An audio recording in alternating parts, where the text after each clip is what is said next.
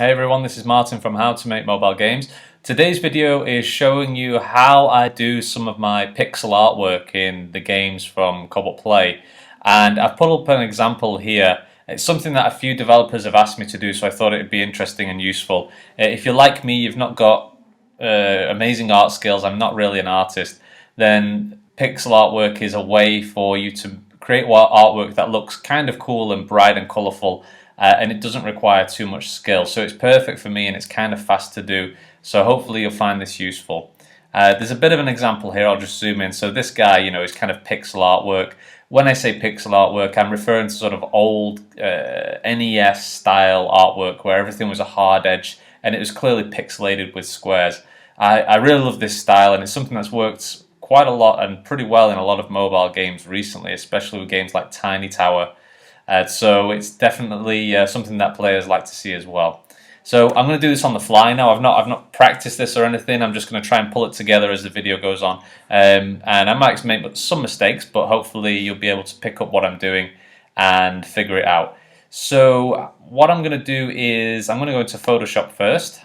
This is my package, but you should be able to do this and follow along pretty easily in your other packages as well. And I don't really use any. I've used paint.net before, but really Photoshop is my main tool. So I'm going to click Control and N, and I'm going to make a new blank document. I'm going to set it to 32 pixels high, 32 pixels wide.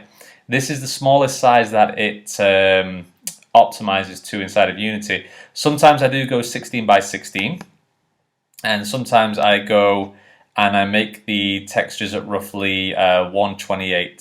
So for example, this background texture here, this floor texture was created at 128 by 128.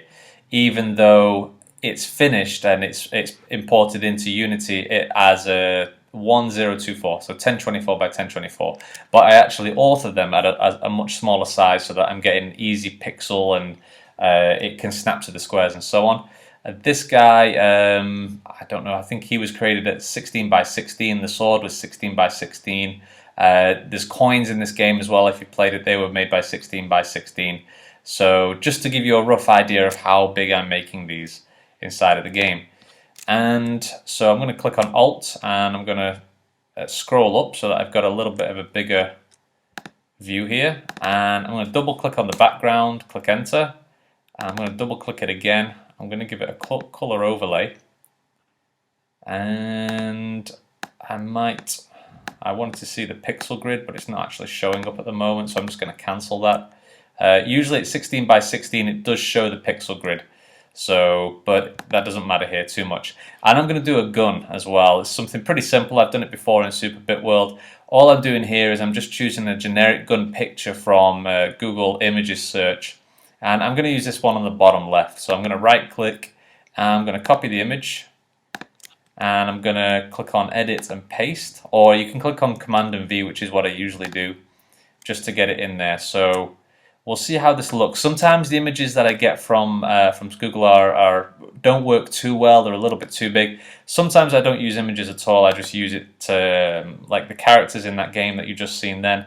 It was just pulled together by me sketching inside of Photoshop and then eventually building some arms and legs and then trimming, and that's how I did it. I didn't have to sketch anything out.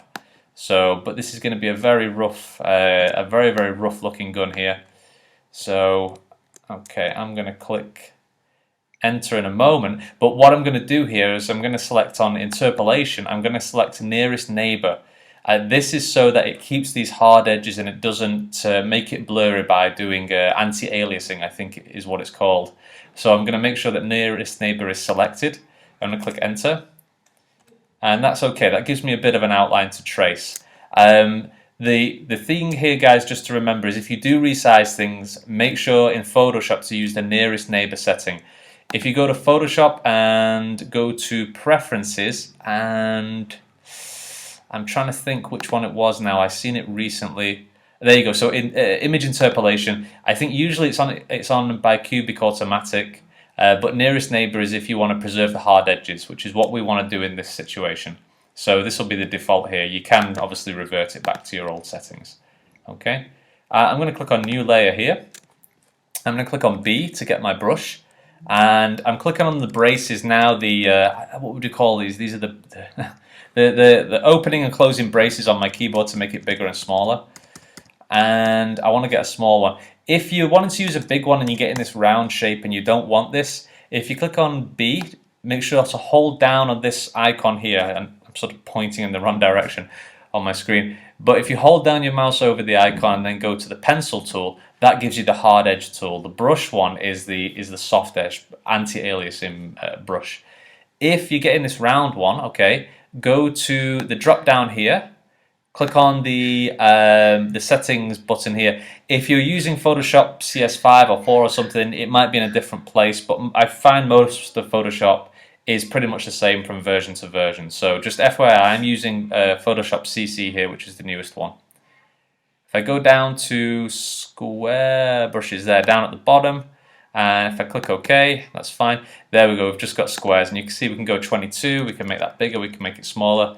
And if you want to go back, just go back. You can do what I just did then and go select basic brushes and you'll get your old brushes back. Okay, so I'm going to go to a small one, and I don't think it's going to go any smaller actually. I need to make this go to 1 pixel. For some reason it's stuck on a larger size, and I had this problem yesterday, I'm not sure why. So what I'm going to do is I'm going to go back to my basic brushes here that I had before, and that should have them. Click OK. There you go. So there's a 1 pixel size brush. I'm not sure why the square one doesn't do a 1 pixel size.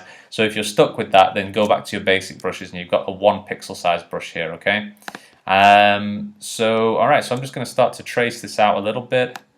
I'm going to do a very basic one here, guys. I'm not going to spend a lot of time trying to make it beautiful or highly polished, of course. The cool thing is if you're building games like I do and you want to build them fast, then this is a very good technique or art style to use, I'd say. Okay. Alright, and let's just do these two on the end here. Okay, yeah, that looks okay. I'm also going to do an outline for this part here. This is why I chose this gun in the images, is just because it's got a little bit of a pattern inside it, so we can add some colouring if we want. Bit of a handle there, a trigger area. The trigger itself, and then what's this called? Is this the hammer or something? I'm not sure what this is called back here. That might be a little bit too big. To go back, if you do something wrong, what I'm tapping on my keyboard here to go back and undo is I'm hitting Command Alt and Z. So that would be Control Alt and Z on a PC. All right. So I think that's pretty good, actually. What I want to do, in fact, is I want to just move this back a touch, and the reason I want to do that is because I want to have a shadow on this.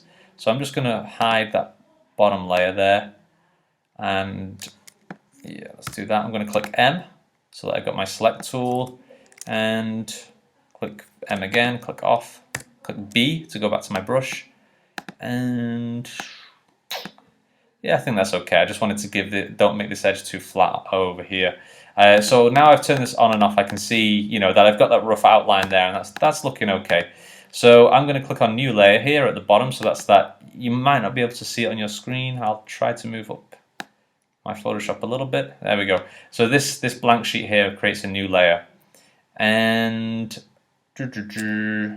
yeah, I'm going to go with the dark grey on here. So I'm going to click B again, go to my colours, select a colour, and all I do is usually fill in. I mean, you can usually click on W, and then I think if you click off non-contiguous, I think that's how it's pronounced, you can usually like highlight different areas. You have to click on the right button though. Sorry, contiguous.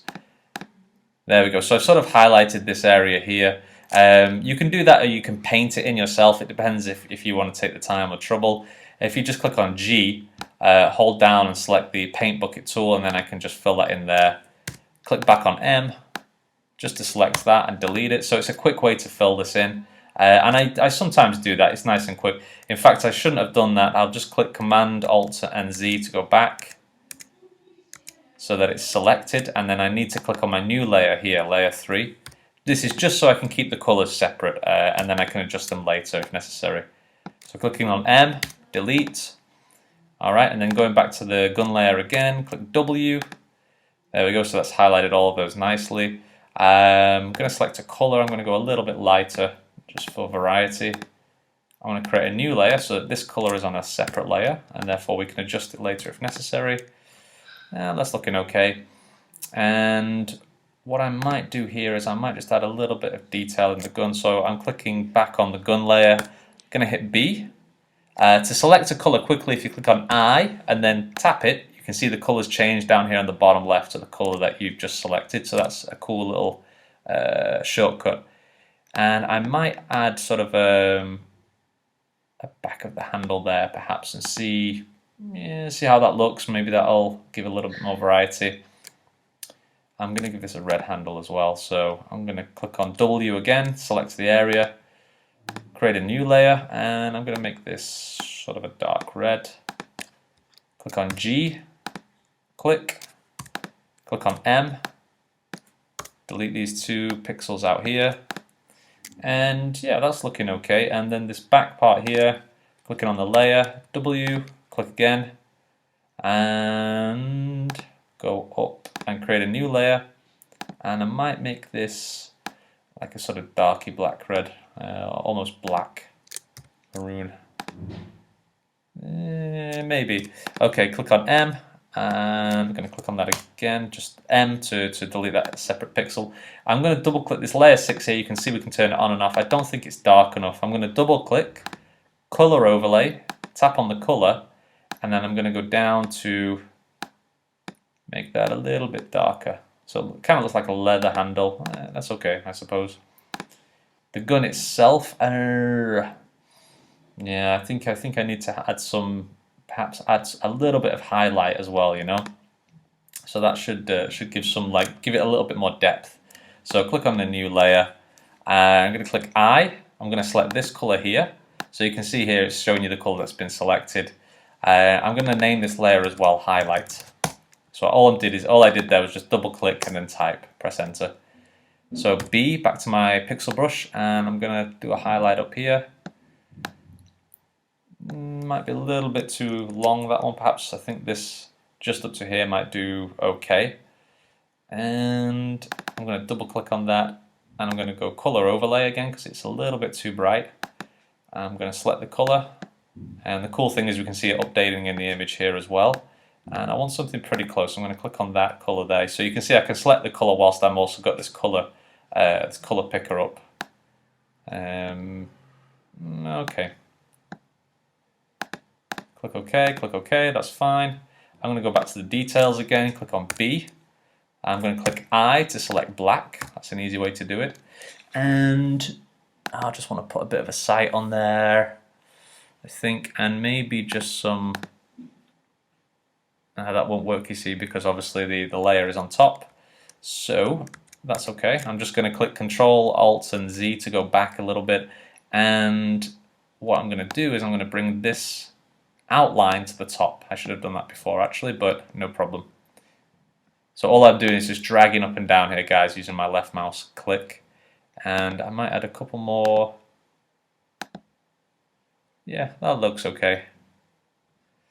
Anyway, yeah, so it's not perfect, but I just want to sort of demonstrate in this. I'm getting carried away here because it's good fun to do artwork sometimes, especially if it's if it's pixel artwork. I kind of enjoy it. So so what the next thing that I usually do is I tend to add some depth sometimes. I don't always use a black outline like this. I might change this a little bit just to demonstrate. So I'll double click on the outline, go to color overlay. And then I might choose sort of a dark grey perhaps. Yeah, that might do. Maybe yes, maybe no. What you could do as well is you could just like make all of this outline here the same color as inside the body. So like this part of the handle here would be red, this would be a darker red. And then the reason I do that is because I'm going to add like a drop shadow. Right now, as it stands, it's okay. We could use this in a game, and it would look pretty good. But what I like to do with my pixel art sometimes, like you can see in this character here, I think I've got him pulled up here, is I've added in this. This is his main body skin color, but then I've added in this dark color underneath. so it looks like it's got depth to it, so it looks more like a block. And I think it's a pretty cool style to do. So I'm going to click on a new layer here. I'll double click and call this shadow, and I'll probably make this completely black. And all I'm going to do is I'm going to add 2 pixels of shadow, probably. Maybe, we'll see about that. Okay, so I'm just going to go under all the lines here, and I'm just going to draw a line under each of them so it looks like it's got some depth.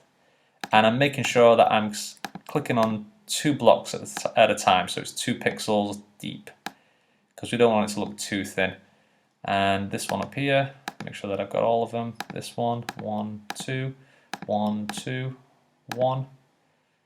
Okay, and then obviously this one up here, so 1, 2, and then this one down here, and then 1, 2, 1, 2, like that. So there you can see the colors that I've chosen for this outline here are wrong. Perhaps I should have just gone with a solid color like this, because the colors are pretty close. What I might be able to do is I'll just type in that outline. Outlint, that's not right, outline.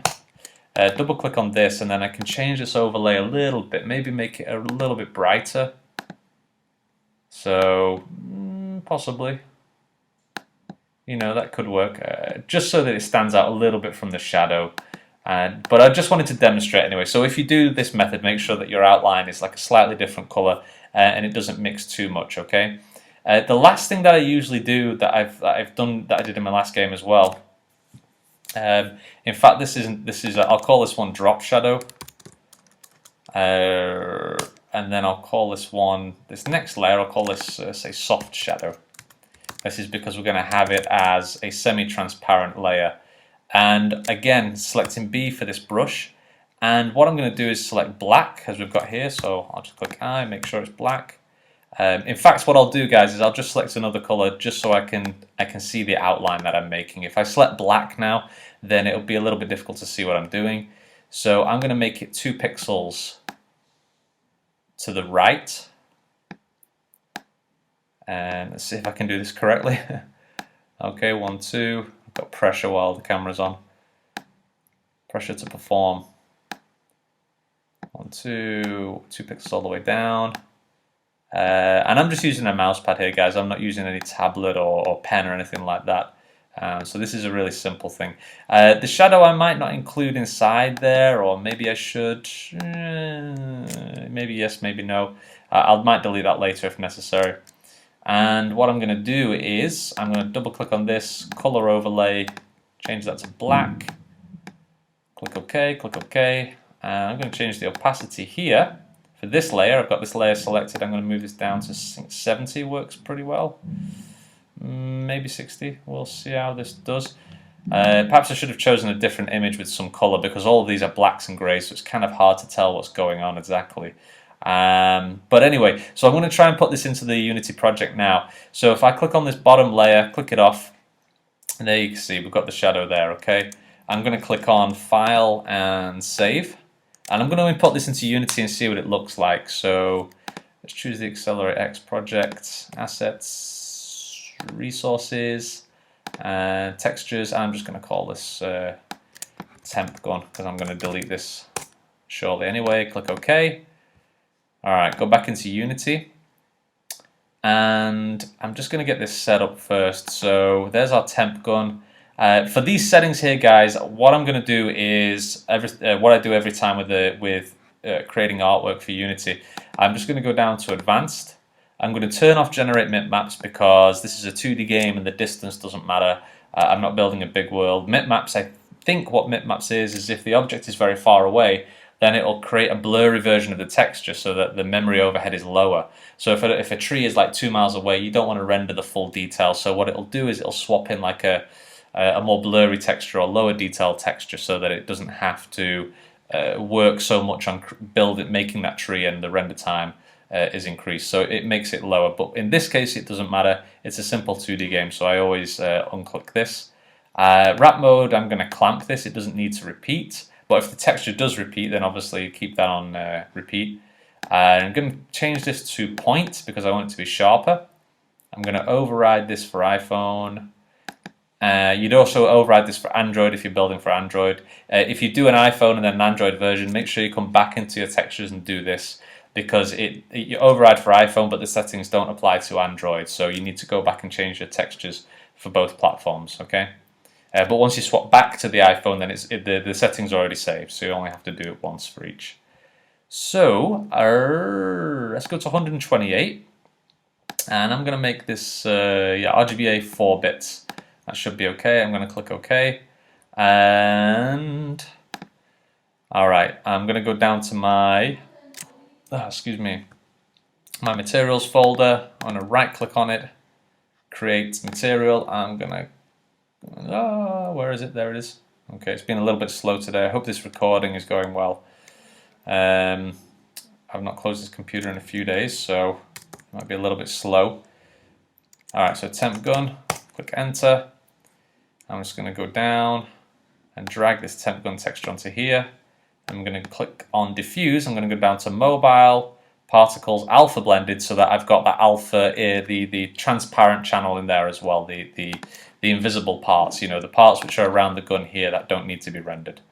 Okay, and I just need to put in quickly a piece of geometry into my scene, so I'm going to find my single plane geo, and I'm going to call this temp gun as well. And you notice that I'm trying to make all of these, all of the names of the scripts, the names of the objects, the materials and textures, always the same name, just so it's easy to find. I'm just going to rotate this forward, -90. I'm clicking on W to drag this forward a little bit, clicking on F so that I can frame it, make it a little bit larger. That's fine. This animator here, I'm just going to remove this component, it's not necessary. I'm going to type in temp gun here. This search is always useful. I'm going to drag it down here. Alright, and I'm going to rotate this, or try to rotate this so it's facing the right way. And X, make it 90. That should be 270. This is just so I've got a perfect angle rotation on the gun. And let's just bring it up at the top there a little bit, just so it's a little bit clearer. Okay. So as you can see right now, it's pretty blurry. Usually what you can do, guys, is if you've got a small texture like this, there's two ways that you can do it. You can keep the texture this size inside of Photoshop. So this is a 32 by 32. And then you can change the material or the texture to be a 16-bit render, okay? And I'll show you how I do that here. So if I go to temp gun, go down and change this to a 16-bit alpha and click apply, then you can see that's turned out nice and sharp there, okay? So if I just move this around so that you can I'm just trying to show the shadow a little bit. If I make this a touch bigger, there you go. You can see how sharp that is, guys. I mean, that's going really large and it's really staying sharp. You can also see the shadow and also the depth as well. So it looks like it's a 3D pixel object, which I think is a very cool style. And it's the same as I've done with this little guy down here. Okay, now if you are okay with this and if your scene runs smoothly, that's great. You can use 16-bit textures, and I've done that before. This 16-bit alpha setting down here. We could also make this a little bit smaller as well if we want. In fact, if we go to 32, that's what we should be doing for this setting, for the 16-bit alpha setting. Then it stays like this because the texture is only 32 by 32. So that's one way you can do it. If you want to use larger textures because you want to use if you don't want to use the 16-bit alpha, maybe because your scene is running a little bit slowly, then what you can do is this. I'm going to go to 128. I'm going to change this. Actually, I'll go back to 32 and I'll do this first in Photoshop, okay? I'm going to go to image size. I'm going to change this to 128 by 128. Make sure that hard edges is selected there again, like we said before. Click OK, and there you go, boom. It's nice and big now, and it's maintained all those hard edges, which is exactly what we want. If you didn't have that hard edges selected, this would all be blurry and horrible and not so good. Please note as well, guys, just FYI, all right? I'm just going to go back for 1 second, just a quick tip. If I try to do a outline for example, I'm just going to find an example here for you guys. If I do on the drop shadow, and I try to do a stroke here, okay, I make this real small, and I'll make this red, for example. Actually, let's just make this green so it stands out. Okay, great. It's a 1 pixel outline or whatever. Then if we go to image size, and then make this 128 by 128, you can see here that has remained 1 pixel size even though we've scaled everything up, so that has not scaled correctly as well. So if I just go back, I'm going to click Control Alt and Z. What I want to do is, if I've added an effect in here, like a stroke or a shadow or an emboss or something like this, I want to right click on it. I want to click Rasterize Layer Style. Okay, so now you see that effects part has disappeared. Image size, 128 by 128, click OK, and there you go. We've got the larger size outline as well now, okay? I'm just going to click Command Alt and Z just to go back because I want my beautiful gun back. Image size, 128 by 128, okay, so nice and big. Click on Command and S, or click on File and Save up there. Go back into Unity, and I think this is already updated. And yeah, it wouldn't have changed because we've still got the 16-bit alpha. I'm going to click 128, and I'm going to go down to the 4-bit alpha compression, click Apply. There we go. So now you can see that it's produced an image that's slightly more blurry, but in this case, the gun is not going to be this big, of course, on the screen. It's going to be like way smaller. It's going to be like, you know, sort of that size. And always test on a device, whether you're building for Android or iPhone, so you can see what this is going to be like. One last thing I want to explain is, if you do produce the image and you're getting these white outlines here, guys, like you can see this shadow here has got this sort of white artifact. If you go back into Photoshop, what I do is I have to create an alpha channel. I think that's what it's called, I can't remember. But I'm going to select all of these layers. I'm selecting the bottom one and the top one and holding Shift at the same time. Alright, I'm going to drag them all down to this new layer here, this new layer icon, and then I'm going to right click on one of them, and I'm going to click Merge Layers. Okay, so now you can see what I've got is I've just got this new layer on top of it here. Okay, I'm going to right click and select pixels, go to Channels, click on a new layer, which is, you can see it's called Alpha 1. I'm going to click on G so that I'm selecting my my paint tool, my paint bucket tool here. You can hold it down here and select it if it's not selected. Right click on it, sorry, left click on it. So you see we've got this alpha channel outline. Then select all of the channels, RGB, and go back into layers, and the background, I'm going to make this visible again. I'm going to right click on it, and what I've got to do is I've got to make the background image, background color the same color as this outline here. I think so there's no color bleeding. I think that's what it's called. You need to make that background the same color as the outline of your image. If this part over here is red, then you need to make that part of the background red. If this is black, make that part black. Okay. In this case, all of the outline is black, so I can just click color overlay, select my color, go down to black, click OK, go back into channels and make sure the alpha is selected. You know the alpha is selected because you can see the color is changed here. Okay. It's not black like we chose in this inside of here. If you're having problems and you need to turn it off, you can just go back into channels and turn the alpha on and off. Okay. So back to layers, I'm going to click Command and S to save this bad boy, go back into Unity, and there you go, it just updated, and it's got rid of those little white artifacts that were causing some problems around the edges there, and it's more black and it looks a lot cleaner. So now that I'm using this 4-bit rendering here, compressed PVRTC, whatever the hell that is, I don't know, it's just a compression algorithm, I think. It's going to be less overhead, so if you've got a lot of objects in your scene, try not to use this 16-bit alpha, try to focus on this one instead. Obviously making them as small as possible if you're getting rendering issues, if things are going a little bit too slow. You know, in this case, the gun would be like we said before, be this size. And in this case, we don't need a 128 by 128 texture, and we don't need 16 bits either. So that's pretty cool. But like I say, I mean, I like creating things in 16-bit anyway because it looks nice and clean. It looks great on a mobile device, especially like a high resolution one like iPhone 4, 4th generation Retina and above. It looks really, really cool. So it's definitely a style that I like, and I'm hopefully going to do it more in my future games.